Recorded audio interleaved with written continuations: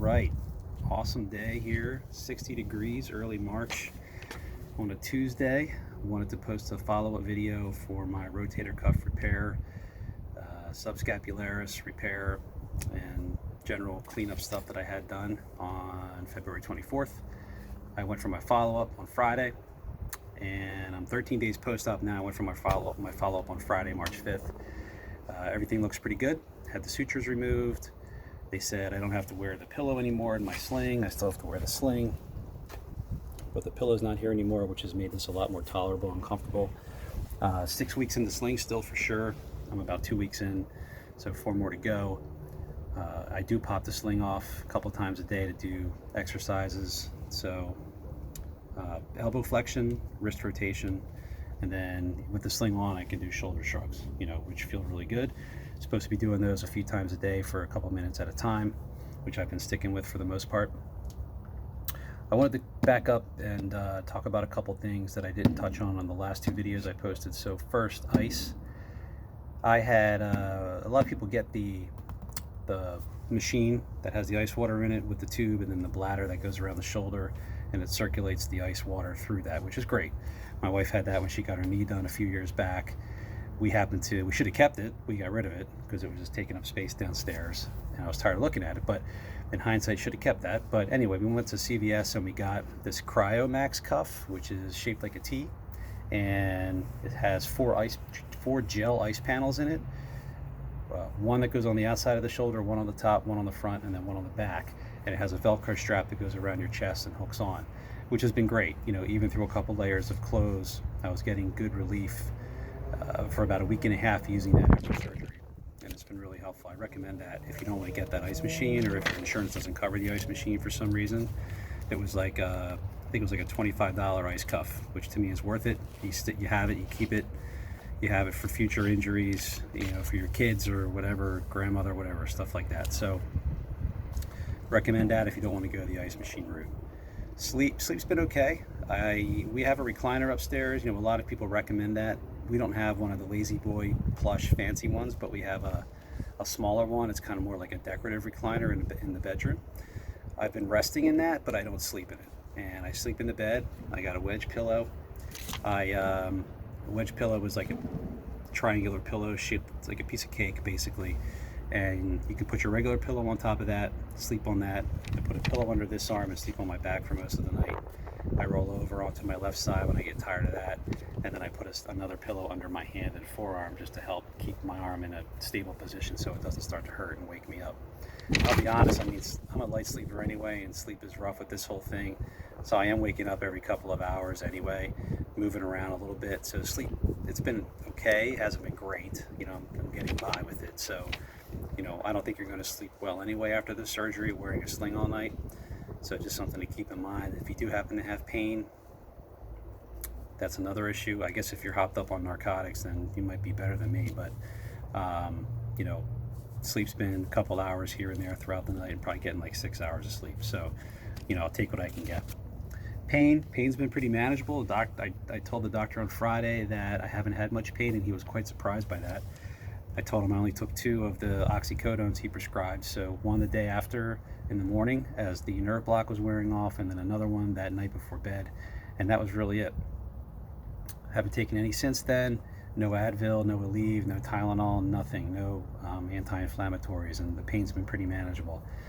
Getting dressed and undressed, showered, in and out of bed, sometimes I do move it in a weird position and it starts to hurt, throb a little bit, but it goes away in a couple minutes.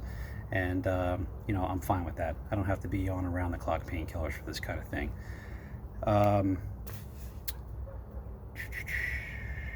Exercises, I started walking again, which has been great. So a couple of days after surgery, started walking the dog again. We get out every morning for about 4 or 5 miles, and about an hour and a half or so, and it's just a lot of fun. It's something I like to do just to stay fit somewhat throughout this whole thing. And I got back to that this Saturday after surgery. I got the okay to start working in some workouts as well, one-arm workouts with weights. So I started yesterday doing some wall push-ups with my good arm, kettlebell swings, kettlebell presses, squats, thrusters, those kinds of things, just to stay in somewhat decent shape throughout this ordeal. And I basically keep the sling on. I put another strap around my waist and I secure that to my side so that it's not moving around. As I said, I got the okay to do that stuff. No running, no jumping, no hopping, skipping, anything high impact they want you to lay off of, just because obviously your shoulder is going to bounce a little bit, and it could just prolong the healing process or possibly do some damage. So none of that stuff until 8 weeks, which is fine. Rehab, I start tomorrow, which is great. I have a rehab person that I've used for a couple past injuries and things that I go to, and she's a CrossFitter and she's into health and fitness and she knows what we do, so I trust her to take me through this whole process. So I'm looking forward to starting that. That'll be a couple times a week. Driving, they recommend you don't drive. Agree with that. If your reaction time is slow, or if you're used to driving with two hands and you depend on that, certainly don't drive. I always drive with one arm anyway, so I have been driving a little bit just to run a couple errands. I had to get myself to my follow-up appointment, so I did that. Yeah, but beyond that, I'm not really driving anyway. So I do recommend not doing that if you're uncomfortable with it. It's just totally unsafe if you don't have that reaction time. Diet, diet's been fine. I made up a diet going into this into the surgery. So a couple of days beforehand, I was eating high fiber cereal and high fiber foods, which I tend to eat anyway. And I got a stool softener that I took the day of surgery when I got home, and then the 2 days after, and that helped maintain everything. And by Friday night, my system was really back in full gear with not being constipated, which was great. I recommend the stool softener. It just helps, you get constipated from the narcotic painkillers if you happen to take a lot of them, and then the nerve block or whatever anesthesia you're on, is usually opioid based as well. So just something to keep in mind. If you happen to get an opioid based nerve block or whatever, then you're probably going to be constipated. So that does help for sure.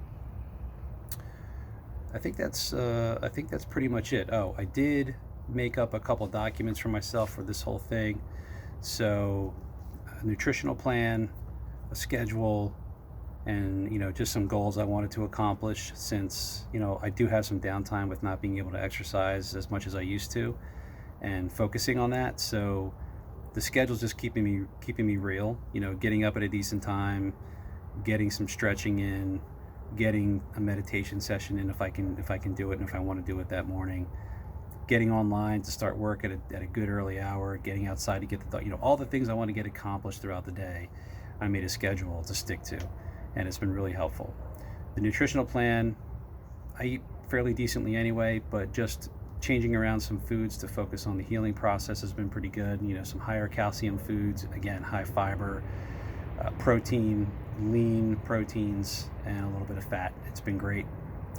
And then covering some personal goals I wanted to get done as well. Just again, you've got some downtime, so if there's some writing or reading or catch up on conversations you want to have, or playing an instrument or whatever you want to do, it's a good time to do that as well. And I have those in my desk area in the house. With COVID, we're working from home, of course, so I have it there and I can look at it real quick just to double check to see what I'm supposed to be doing.